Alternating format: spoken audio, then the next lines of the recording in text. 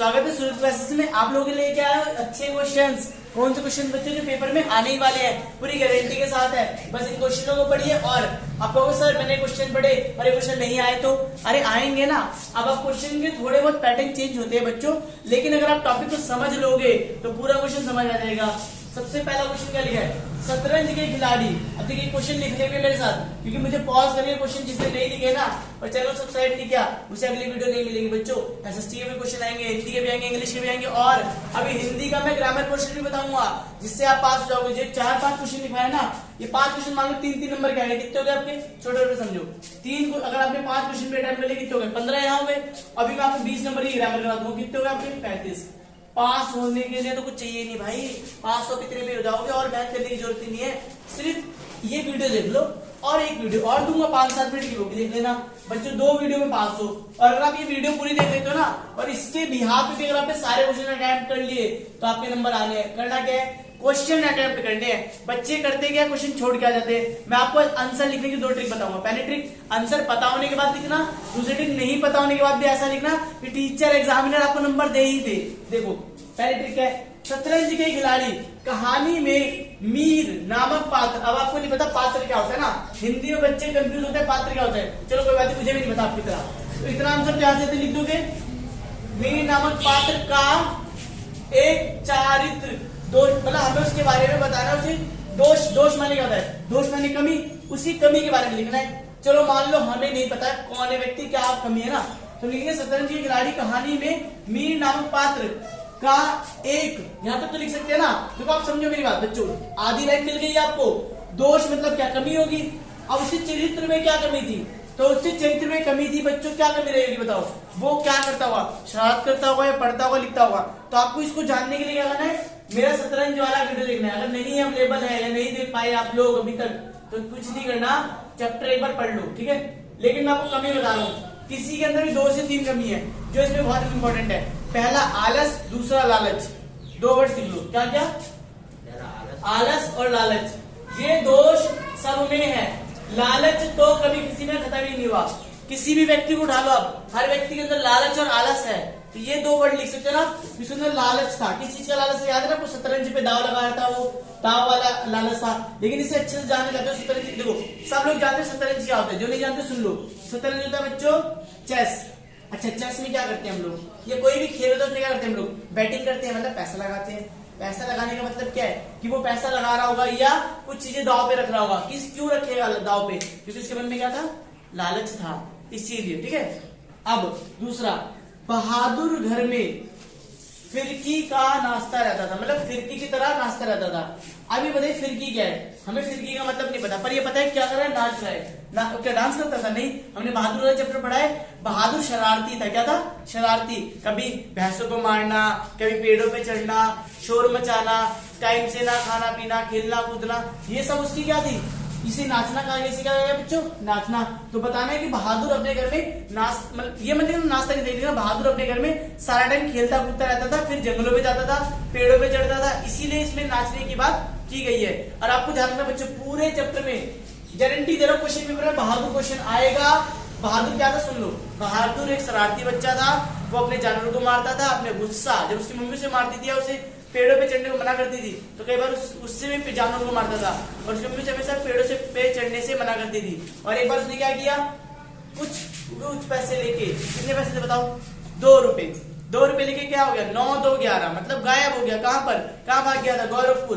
गोरखपुर में नौकरानी की, यहाँ क्या करने लगा, मतलब नौकर की तरह काम करा उसने, ठीक है। तो इतना याद करो बस, इस चैप्टर में इतना ही था। क्या था, बहादुर एक शरारती लड़का और वो एक बार उसको मम्मी ने मारा तो परेशान होकर डर के मारे वो 2 रुपए लेके कहां भाग गया, गोरखपुर। याद रहेगा, आ जाओ। क्वेश्चन नंबर 3, ये भी आना ही आना है। देखो ये 1 वर्ड 3 मार्क्स 5 मार्क्स तीनों में पूछे जाने वाले सवाल हैं, तो इनको डीपली लिखने की आदत डालो। देखो 1 वर्ड है तो जैसे मैंने ये लिखा था, यहां तक लिखा, फिर लिख दिया वो क्या है, लालची थे और उन्होंने क्या किया, खेल को जुए की तरह खेला, है ना। खेल के अंदर शर्त लगाना शुरू कर दी।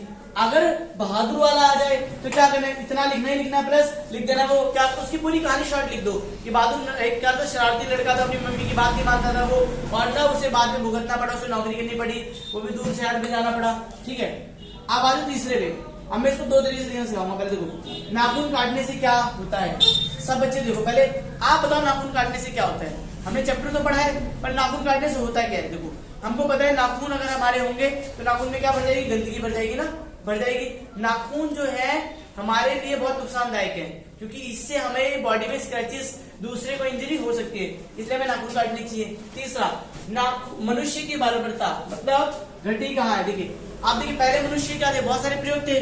अब सोचो नाखून के क्या प्रयोग थे, आप लोग जानते हो, आपने देखा है आदिवासी लोग गड्ढा खोदने के लिए, जानवरों को चीरने के लिए, या कई बार कुछ चीजें छीलने के लिए नाखून का प्रयोग करते थे।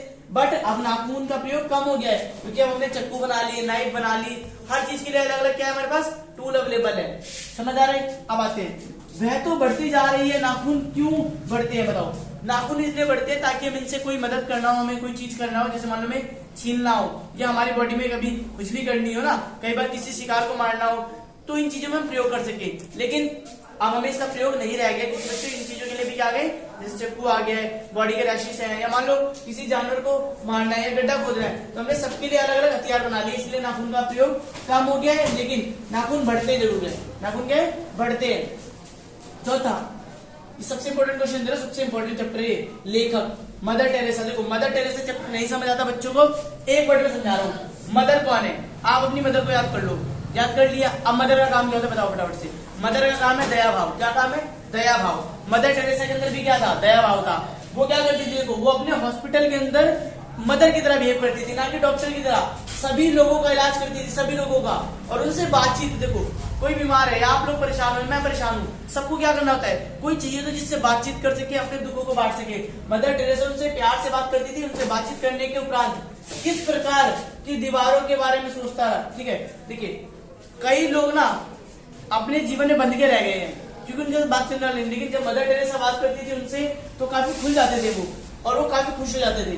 अगर आपको आंसर नहीं पता तो बनाना कैसे, देखो आंसर नहीं पता तो बनाना सिखा रहा हूँ। यहाँ से लेके ले जाओ, ठीक है, किस हटा दो, किस प्रकार हटा दो, उपरांत। अब बताओ बातचीत कैसे करेंगे भाई, बातचीत कोई कैसे करता है, मदर थी तो प्रेम से बात करेंगी, अच्छे से बात करेंगी, और वो ऐसे ही बात करती थी। उसके बाद बताया गया तो दीवारों के बारे में सोच। देखिए यहाँ पर लिख सकते हैं आप कि जो लेखक था वो सोचता था कि ये मदर टेरेसा जो है ना फ्रांस से आई है ना, फ्रांस से आके क्या करिए, भारत के अंदर लोगों की सेवा कर रही है। तो वो आज जिन दीवारों में लोग गिरे हुए थे, जैसे दीवारों को गिराना क्यों जरूरी है, मतलब जो आज फ्रीडम मिल रही है ना हमें, और जो फ्रीडम के दीवार को बांध लिया जाता है, कई लोग हमारी आजादी को छीन लेते हैं, उन दीवारों को गिराना बहुत जरूरी है। और सबसे बड़ा दीवार है जो वहां पर भेदभाव की दीवार थी। लोग कहते थे कि आप फ्रांस से भारत की सेवा क्यों करते हो, तो वो था उनके मन में। आगे, एवरेस्ट पर पहुंचने वाली भारतीय महिला की 2 विशेषता। चलिए अच्छा देखिए, मैं बता रहा हूँ, नहीं पता कौन सी महिला गई, आपने नहीं पढ़ा, मत पढ़ो, कोई बात नहीं, मैं आपको यही से बता दूंगा, बिना पढ़े बता रहा हूँ, बिना पढ़े बच्चों आंसर लिख सकते हो बना बना के। देखो एवरेस्ट पर पहुंचने वाली भारतीय महिला की, अब यहाँ से की लिखा है, हटाओ। एवरेस्ट पे जो चढ़ेगा वो कैसे चढ़ जाएगा, उसकी क्या होगी, उसके अंदर जुनून होगा, जज्बा होगा, फुर्ती होगी। कोई भी भाई देखो महिला है, आपको पता है महिलाओं को कभी भी अभी तक भागीदारी नहीं है, पर संपूर्ण रूप से। तो महिलाएं बहुत साहसी, लिखना है क्या है, वो साहसी थी, लीडर थी। उसने अपने घर वालों के साथ, या कह सकते हैं उनके बिना साबोट के भी क्या किया, पहाड़ों पे चढ़ने का प्रण किया, और पहाड़ों पे चढ़ के क्या किया, भारत देश का तिरंगा लहराया। सर आपको कैसे पता भारत देश का तिरंगा लहराया, बच्चों यहाँ पर लिखा है ना भारतीय महिला, तो किसका तिरंगा लहराएगी, भारत देश का तिरंगा लहराएगी। और अब देखो एवरेस्ट पे पहुंचने वाली महिला की 2 विशेषता। और मान लो इसमें पूछा जाए कि तो एवरेस्ट पे चढ़ने के लिए क्या वो अभ्यास नहीं करेगी, इसने अभ्यास भी किया होगा। एवरेस्ट पे चढ़ने के लिए क्या वो डेली प्रैक्टिस करती थी, हाँ। क्या उसके घर वाले अलाउ करते थे, नहीं बच्चा नहीं, उसके घर वाले मना करते थे, क्योंकि जिस घर में पैदा हुई थी अभी भी ज्यादातर घर जिसमें पौरुष है, मतलब जहां पर पुरुष को प्रधान माना गया है ना, लेकिन वो महिला थी। उसने महिला होकर भी क्या कि अपने भाइयों के साथ सहयोग करके खुद प्रैक्टिस करना ज्यादा शुरू करी और माउंट एवरेस्ट पर चढ़ गई। समझ गए। ये 5 क्वेश्चन लिख लो, इनके आंसर आप लोग लिखो। पेपर में क्वेश्चन छोड़ना नहीं, मैंने बता दिया है। दोनों तरीके, पहला आंसर आता हो तो भी ठीक है, नहीं भी आता तो भी आप बना के लिख लोगे, दिमाग लगाना है आपको। सर महिला है तो क्या होगा, उसे कैसे चढ़ी होगी ये लिखना है। ऐसे देखो मदर टेरेसा है, मदर में कैसी मदद करती है, मदद हमारी हेल्प करती है। नाखून क्या सिंपल सा काम है, नाखून हमारा काम करते हैं। बहादुर की कहानी मैंने आपको समझा दी है। शतरंज खिलाड़ी शतरंज को जुए की तरह खेल रहे थे, इसलिए नुकसानदायक था। और अभी मैं आप लोगों के लिए पत्र और निबंध लेके आता हूँ अगली वीडियो में, तो जल्दी से चैनल को सब्सक्राइब कर ले और थैंक यू।